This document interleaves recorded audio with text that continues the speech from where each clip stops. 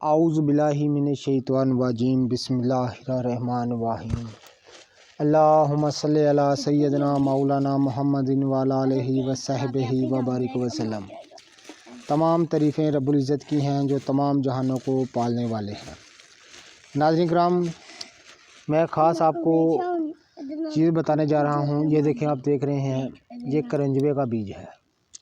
کرنجوا ایک مفید ترین نباتات میں سے ہے۔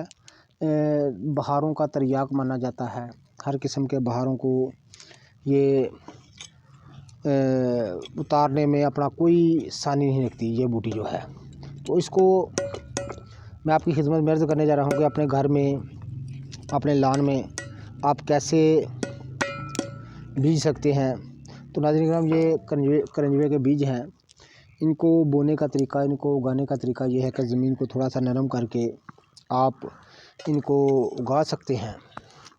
تو آپ خود اس جو مفید ترین جڑی ہے، اس کو اپنی آنکھوں سے آپ دیکھ سکتے ہیں کہ یہ کس طرح کا بیج ہوتا ہے۔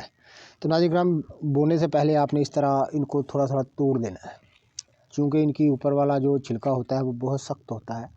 تو آپ ایسے اگر ان کو بیج دیں گے تو یہ اگیں گے نہیں۔ تھوڑا تھوڑا سا ایسے توڑ کے تو آپ نے زمین میں بو دینا ہے، تو تھوڑا سا پانی دے دینا ہے۔ تو چند دن پانی دینے سے انشاءاللہ تعالیٰ یہ ان کے پودے زمین سے باہر آ جائیں گے۔ کرنجوا ایک انتہائی مفید ترین ایک جڑی بوٹی ہے۔ تو اس کو آپ اپنے کھیتوں میں، اپنے گھر میں، اپنے باغ باغیچے میں آپ ضرور لگائیے گا۔ بہت خوبصورت پودا ہوتا ہے کرنجوے کا۔ تو کرنجوے کا پودا بہت ہی خوبصورت ہوتا ہے۔ تو ناظرین کرام، آپ اس کا ضرور اس کو اگائیں۔ اس کو آپ ہرا بھرا دیکھ سکتے ہیں۔ اس کا پودا، اس کے پھول بہت خوبصورت ہوتے ہیں۔ تو جتنے بھی میرے دوست احباب چینل پر نئے ہیں وہ چینل کو سبسکرائب ضرور کیا کریں، بیل آئیکن کو ضرور دبایا کریں۔ تو ناظرین کرام، ہم نے آپ کو بتا دیا ہے کہ جنگلی جڑی بوٹیوں کو کس طرح اپنے گھر میں ہم اگا سکتے ہیں۔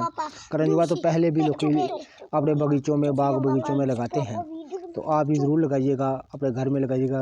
کرنجوے کا پودا بہت ہی خوبصورت ہوتا ہے۔ اللہ حافظ۔